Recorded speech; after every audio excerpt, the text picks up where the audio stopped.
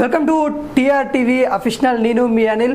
మల్లారెడ్డి నిజంగా తెలంగాణ వ్యాప్తంలో మల్లారెడ్డి అంటే తెలియని వాళ్ళు ఎవ్వరు లేదు. ఎందుకంటే తను చేసే కామెడీ కావచ్చు, లేకుంటే తను చేసే కామెంట్లు కావచ్చు, తను చేసే ఉండే విధానం కావచ్చు, తెలంగాణ ప్రజలందరికీ కొంత పరంగా అయితే ఇష్టపడుతూ ఉంటారు. ఎందుకంటే తను పూలమ్మినా పాలమ్మినా బోర్వెల్ నడిపించిన అనే డైలాగులు చిన్న పిల్లలతో సహా చాలా ఫేమస్ అయిన సాంగ్లో, డీజే సాంగ్లో కూడా చాలా పెట్టడం అయితే జరిగింది. నిజంగా మల్లారెడ్డి ఇప్పుడు చిక్కుల్లో ఇరుక్కున్నట్టు తెలుస్తూ ఉంది. ఏమైతుంది మల్లారెడ్డి యూనివర్సిటీలకి? మల్లారెడ్డి నిజంగా హైడ్రా కమిషన్ అయితే ఏర్పాటు చేసిన తర్వాత అడుగడుగున మల్లారెడ్డి చుట్టే తిరుగుతూ ఉన్నట్టు కూడా తెలుస్తూ ఉంది. ఎందుకు మరి ఆ మల్లారెడ్డి యూనివర్సిటీల పరంగా వాటి చుట్టే తిరగాల్సిన పరిణామాలు ఏంటి? అసలు మల్లారెడ్డి చేస్తున్నది ఏంటి? మల్లారెడ్డి చేసిన అవినీతి ఏందనే తెలుసుకునే ప్రయత్నం అయితే చేద్దాం. నిజంగా మల్లారెడ్డి యూనివర్సిటీ ప్రతి ఒక్కరు తెలుసు. ఆ చింతల దగ్గర చెరువు మొత్తం కబ్జా చేసిన విషయాలు కూడా చాలా మంది తెలుసు. చాలా విధంగా చెరువును మొత్తం కబ్జా చేసి హైడ్రా కమిషన్ ఏర్పడిన తర్వాత ఏవి రంగనాథ్ తనైతే చర్యలు తీసుకోవడం అయితే జరిగింది. పలు దశల్లో తనకైతే నోటీసులు కూడా ఇవ్వడం అయితే జరిగింది. మరి నోటీసులు ఇచ్చినాక స్పందించకపోయేసరికి మల్లారెడ్డికి యూనివర్సిటీలు అనేది కొంత కూల్చివేయడం కూడా జరిగింది. మల్లారెడ్డి ఇంకా వాళ్ళ అల్లుడికి సంబంధించిన యూనివర్సిటీలకు ఏవైతే భవనాలు ఏవైతే ఉన్నాయో వాటిని కూల్చివేయడం అయితే జరిగింది. నిజంగా మరి కబ్జాలు ఎందుకు చేయాల్సి వచ్చింది? మరి గతంలో తన మీద చాలా ఆరోపణలు ఉన్నాయి. మల్లారెడ్డి అంటేనే కబ్జాల కోర అన్నట్టుగా మరి చాలా ఆరోపణలు. మల్లారెడ్డి అంటేనే అవినీతి పన్ను అన్నట్టుగా వాళ్ళ కోడలు యూనివర్సిటీకి సంబంధించిన వాళ్ళ కోడలు ఇన్ఛార్జిగా ఉండడము, అక్కడ ఫుడ్ బాయ్స్ అవడం, కొంతమంది చనిపోవడం, విద్యార్థులు వరదలు వచ్చినప్పుడు బస్సులలో పిల్లల్ని బయటికి తీసుకురావడము, వరదల్లో కొట్టుకుపోయిన దాఖలాలు కూడా ఉన్నాయి. మరి మొత్తం చెర్ల ఎందుకు కట్టాల్సి వచ్చింది?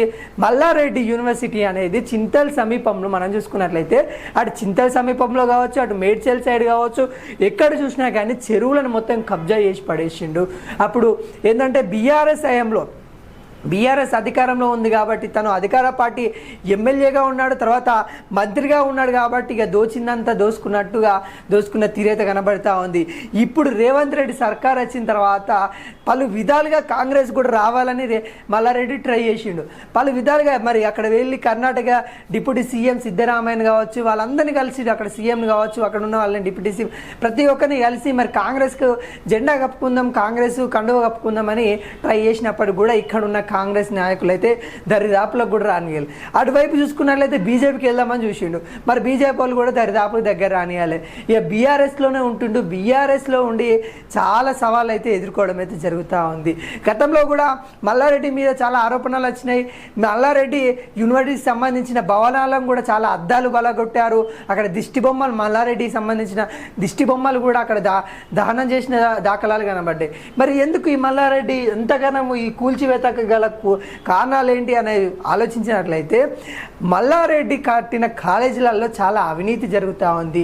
అటు ఫీజుల విషయం కావచ్చు, మరి అక్కడ వసతి గృహాలలో కావచ్చు, లేకుంటే అక్కడ ఉన్న సిచ్యువేషన్ అక్కడ ఉన్న వాతావరణ విషయాలు కావచ్చు, మొత్తం చెరువుల కబ్జా చేసేసి మొత్తం చింతల సమీపంలో మొత్తం చెరువులు కబ్జా చేసిన దాఖలాలు కనబడుతూ ఉన్నాయి.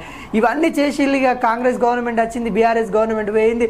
ఇక అప్పుడు వాళ్ళ గవర్నమెంట్ ఉండే కాబట్టి అక్కడ ఏం చేసినా నడిచింది. ఆ మెడికల్ కాలేజీలు కావచ్చు, అటు ఇంజనీరింగ్ కాలేజ్ కావచ్చు, ఏదున్నా Malla Reddy engineering college, Malla Reddy medical college, Malla Reddy దవాఖానా, మల్లారెడ్డి ఏది ఉన్నా కానీ మల్లారెడ్డి అని వినిపించింది. మరి అదేవిధంగా ఇప్పుడు కూడా సంచలనంగా మల్లారెడ్డి అయితే మారుతూ ఉన్నాడు. మరి ఇప్పుడు చూసుకున్నట్లయితే కాంగ్రెస్ గవర్నమెంట్ వచ్చిన తర్వాత మల్లారెడ్డికి అయితే నిద్ర పడతలేదు. అది వాస్తవం. తనకు నిద్ర పట్టట్లేదు. తను అక్రమంగా కట్టిన ఏవైతే ఉన్నాయో వాటి మీద అడుగున మరి హైడ్రా కమిషన్ అయితే చేస్తూ ఉంది. తనే కాదు, దాదాపుగా ఇప్పుడు హైడ్రా కమిషన్ ఏం చేసిందంటే మన హైదరాబాద్లో ఉన్న అవినీతి చెర్లంగిట్ల మొత్తం కబ్జాలు చేసేసి 44 ఎకరాలను కూడా ఇప్పుడైతే గవర్నమెంట్ రికవరీ చేసినట్టు కూడా తెలుస్తూ ఉంది. మరి ఎందుకు ఇంత కుంభకోణం జరుగుతూ ఉంది? మరి ఇంతకాలము అవినీతి చేయాల్సిన పరిస్థితి ఉంది. మల్లారెడ్డి దగ్గర డబ్బులు లేవా?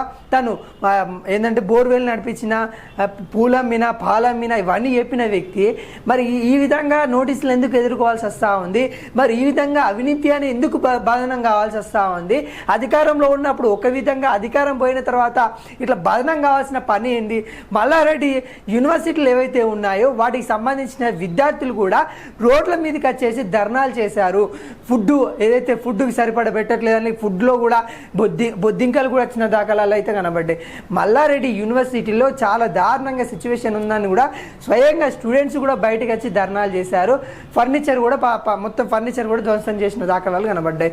మరి ఇప్పుడు కూడా మల్లారెడ్డికి అయితే ఈ రోజు కూడా మనకు తెలిసిన విషయాలు ఏంటంటే మల్లారెడ్డికి సంబంధించిన యూనివర్సిటీలని చాలా వరకు అవినీతిగా కట్టినాయి, కబ్జాలకు గురి చేసినాయి, కట్టినాయి అన్నట్టు కూడా తెలుస్తూ ఉన్నాయి. అక్కడ స్థానికులు ఎవరైతే ఉంటాయో వాళ్ళకి భయాందోళనకి గురి చేసి మరి కబ్జా చేసినట్టు కూడా తెలుస్తూ ఉంది.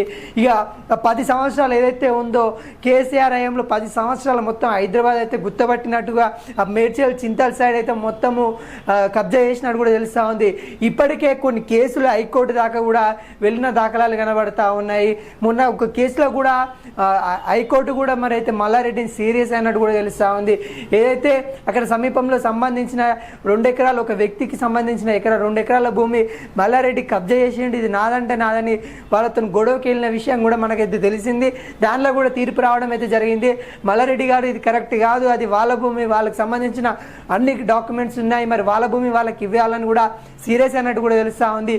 అదేవిధంగా ఇప్పుడైతే మల్లారెడ్డికి అయితే చుక్కలు కనబడతా ఉన్నాయి. ఎందుకంటే హైడ్రా కమిషన్ కూడా తనైతే అధికార పార్టీ అని చూడట్లేదు, ప్రతిపక్ష పార్టీ ఏ పార్టీ అయినా అక్కడ ఏదైతే అవినీతి అని తెలిసిందనుకో కొన్ని నోటీసులు ఇవ్వడం అయితే జరుగుతుంది. నోటీసులు ఇచ్చిన తర్వాత అప్పటికైనా వాళ్ళు స్పందించకపోవడం వల్ల అవైతే భవనాలు అయితే కూర్చోవడం అయితే జరుగుతూ ఉంది. ఇప్పటికే మల్లారెడ్డికి సంబంధించిన యూనివర్సిటీలు కూడా కొన్ని ధ్వంసమైనాయి.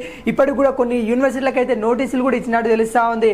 మరి ఇదే విధంగా ఉంటే మల్లారెడ్డికి అయితే చాలా బ్యాడ్ నేమ్ వచ్చే సిచ్యువేషన్ కనబడుతుంది. ఇప్పటికే తను కొంతమంది తెలిసారు, తను వ్యక్తిగతంగా కావచ్చు లేకుంటే అక్కడ ఎమ్మెల్యే కాబట్టి తన యొక్క పాలన గురించి కాబట్టి చాలా మందికి తెలిసే విషయాలు కాబట్టి ఆయనను ఒక ప్రజా ప్రతినిధిగా ఉన్న వ్యక్తి ఈ విధంగా చేయడం చాలా దారుణం అని కూడా చాలా వ్యక్తులు అయితే చెప్తా ఉన్నారు. ఏది ఏమైనా కానీ మల్లారెడ్డికి అయితే రేవంత్ రెడ్డి అయితే కావాలని కొంతమంది రివెంజ్ తీసుకుంటా ఉన్నట్టుగా కొంతమంది అంటా ఉన్నారు.